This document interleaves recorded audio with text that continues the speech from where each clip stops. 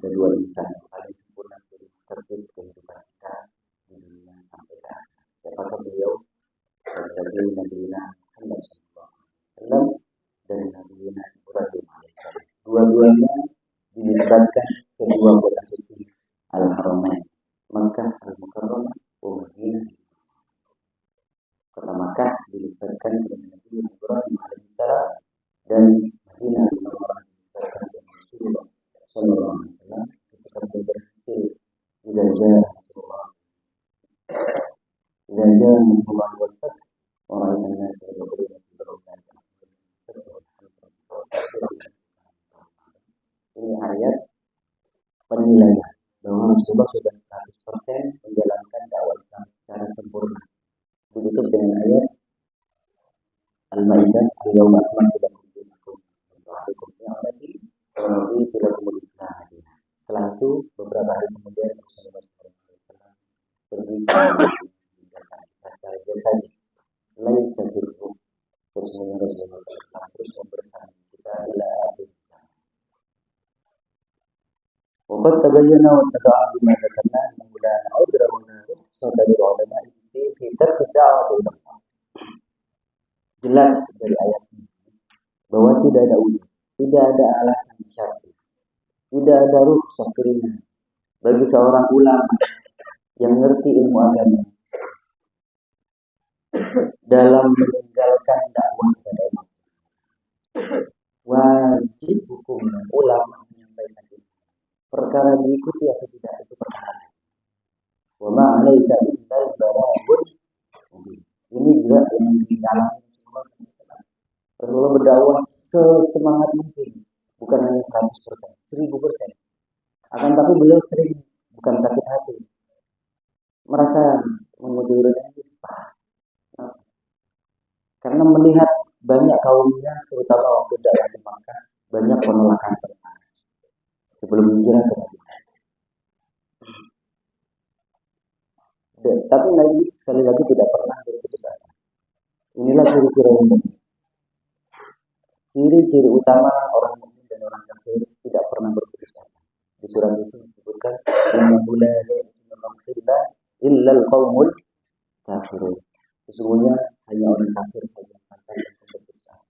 Rasulullah dalam tanda kutip tidak berhasil dakwah di Mekah, pengikutnya sedikit sekali, padahal masa durasi dakwah di Mekah begitu lama, jauh lebih lama. Menurut riwayat ada yang bilang 12 tahun sekian bulan di Mekah, di Madinah hanya 10 tahun lebih sekian atau kurang sekian. Jauh lebih lama di Mekah, tapi pengikutnya sedikit, penentangnya banyak. Hatta dari keluarga Intisar yang tadi saya sebut dalam kultum dulu, kultum itu kuliah persamaan itu maunya sebentar sekali, tapi karena materinya sangat padat harus saya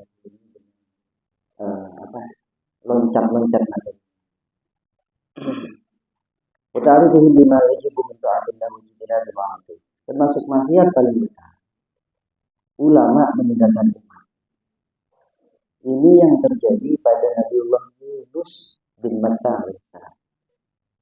Nabi Yunus punya kaum 200.000 umat lebih kurang. Dakwah diancam tidak mempan. Akhirnya putus asa, beliau lari ke laut, ke pinggir laut, pantai. Nemu kapal, dia naik kapal. Ternyata kesah mawakan hadis. Ternyata terjadi musibah besar dan beliau harus menjadi korban dimakan oleh ikan. Itu hukuman dari Allah terhadap manusia yang meninggalkan tugas dakwah. Ini berat orang yang meninggal ilmu agama. Bukan malah membuat kita mundur, lebih baik menjadi orang yang bodoh daripada kita. Tetap kita dituntut menjadi orang yang cerdas secara keilmuan. Man yuridillah khairan, barang siapa dikehendaki oleh Allah kebaikan, yufaqihuhu fid din. Allah pasti akan dalamkan urusan agama. Ngerti, sumeh, moderat, tapi tidak langsung melakukan sesuatu yang menjadi pelanggaran.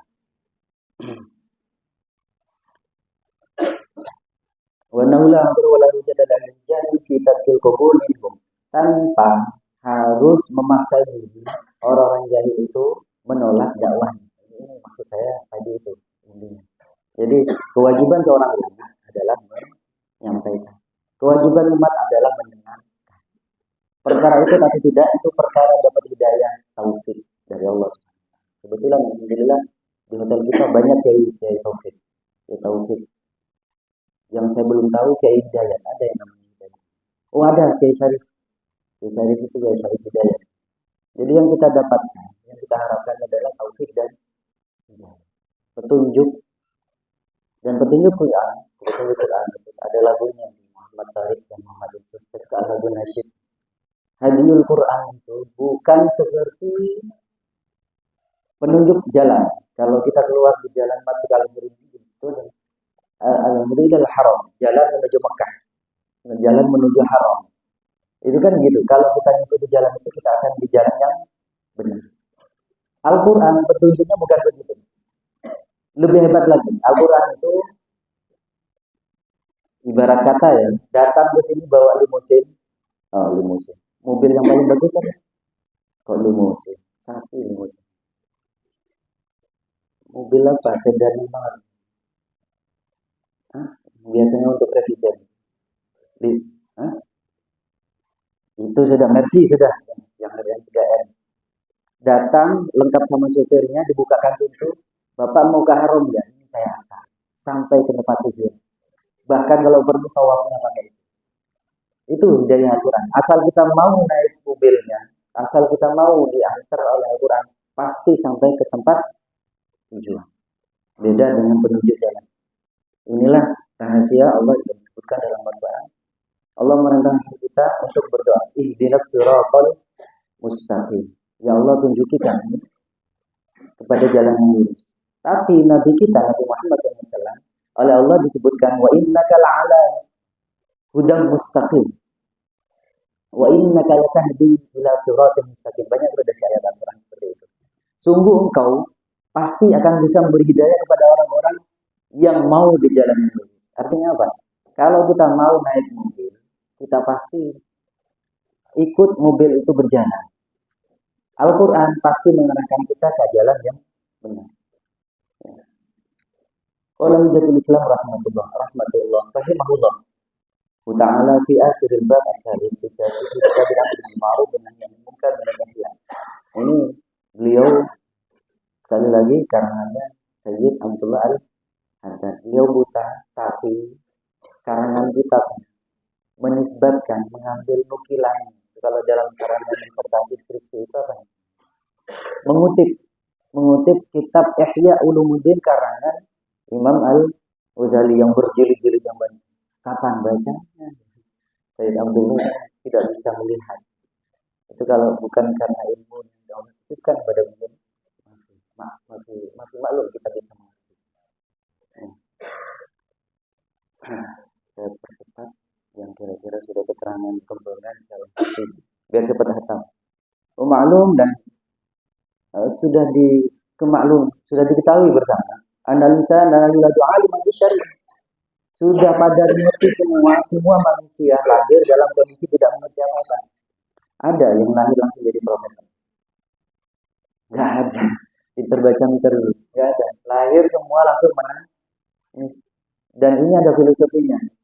Manusia kecil yang namanya bayi lahir itu biasanya menggenggam. Itu ada filosofinya. Semuanya ingin dikuasai. Begitu meninggal, terbuka. Apa yang dikuasai pasti lepas dari tangannya. Apa yang kita cari? Kalau bukan sanggup setelah kehidupan di dunia. La yuladu 'alimun bisyari'. Tidak mengerti apapun tentang syariat. Inilah pentingnya ayat Al-Quran dimulai dari Bismi rabbikal ladzi khalaq. Allah perintahkan dalam Al-Quran yang pertama kali diperintahkan itu bukan sholat, bukan haji, bukan puasa, bukan umroh berkali-kali, tapi membaca. Membaca apa? Yang pertama teks. Yang kedua konteks. Membaca alam. Rasulullah ketika pertama kali mendapatkan ayat ini gemetar beliau. Kayak kesetrum. Ya. dan dipeluk oleh oleh malaikat Jibril selaku guru beliau untuk menenangkan, kemudian dibaca ditalqin, Iqra bismi rabbikal ladzi khalaq, dan seterusnya. Itu masyhur ceritanya dan sahih.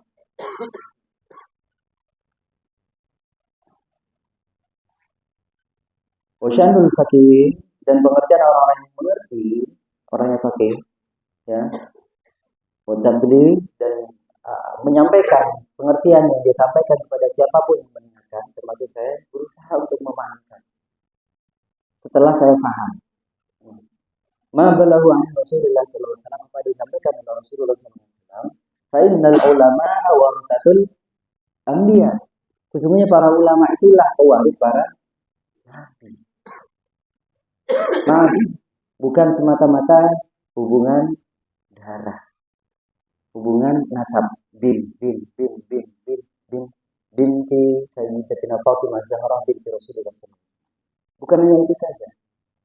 Dan saya tegaskan, baina itrati wa sunnati la yatafarraqan ila yaumil qiyamah.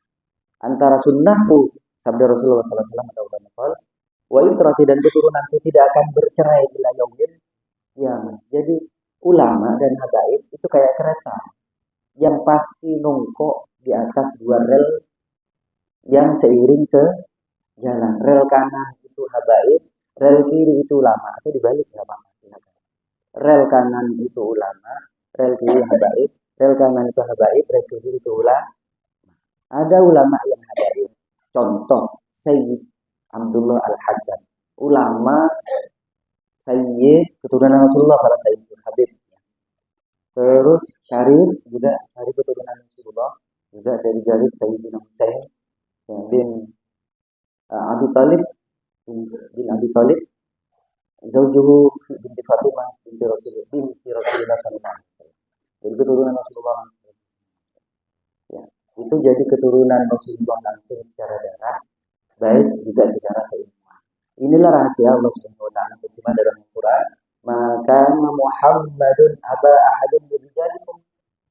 Nabi Muhammad itu bukan ayah seorang laki-laki itu di antara kalian. Walakin Rasulullah wa khatamun nabi. Akan tapi Nabi Muhammad itu seorang nabi dan seorang penyampai risalah nabi dan khatamun nabi. Nabi terakhir, Rasul terakhir yang itu sebagai penyempurna risalah ilahi. Bisa dipahami ya kira-kira?